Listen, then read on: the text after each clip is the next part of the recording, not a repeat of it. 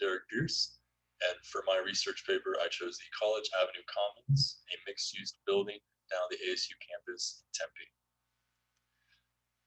Now, this project was put on by Oakland Construction, acting as the general contractor, and Architecton, a Tempe-based design firm, acting as the design team. And the way this project was set up, the owner of the project obviously was ASU, and they went for the CMAR method, meaning that ASU had a contract with Oakland Architecton, but that contract stated that they had to work together. And this allowed, Oakland and Architecton to be involved from the very start and possibly design while starting construction on the building, establishing a shorter schedule time. As you see by the diagram, the GC side, of course, still handles subcontractors, and the architect side still handles their engineers. But the big model of this is that Oakland and Architecton were contracted to communicate with each other, all from the basis of ASU as the owner. Like I said, this was a CMAR project established between ASU, Oakland, and Architecton, and ASU really wanted to establish this as the CMAR project delivery method to help the schedule boost quicker and help their price be relatively lower. And as you can see, thus, obviously this makes Oakland the advisor during the design phase of Architecton. And you can see through the project where this really helped out, where this really led to as far as design choices, layouts, site layout, and how they just really wanted to go about the whole process. And the choice of the delivery method really helped the project achieve a 7-month construction schedule, which seems blisteringly fast for the size of the project, considering it's in a very populated place on the ASU campus.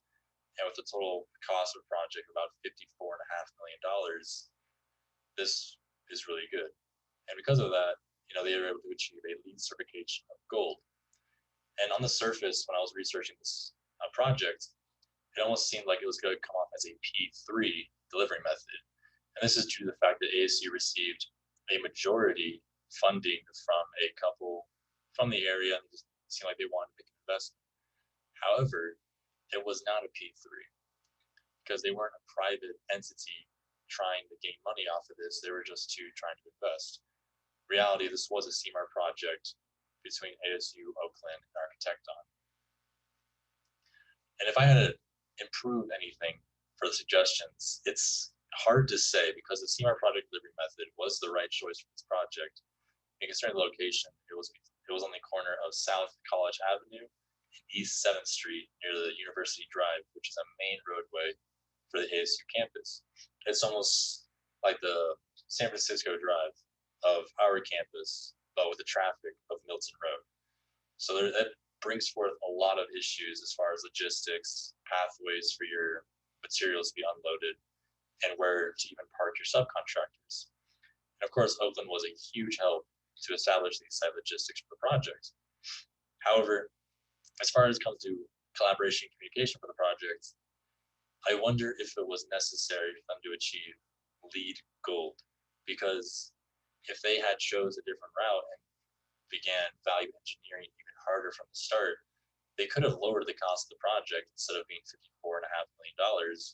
However, they wouldn't have achieved a LEED Gold certification. They may have had to settle for a LEED Silver. However, I will put credit where credit is due.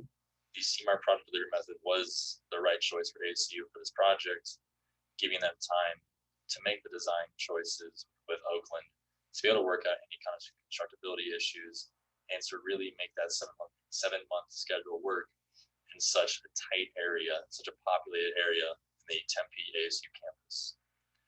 There's not too much I can say to improve it, but solid project from the start. I'm happy to say that they were very collaborative and they really held that communication from the very start of the project.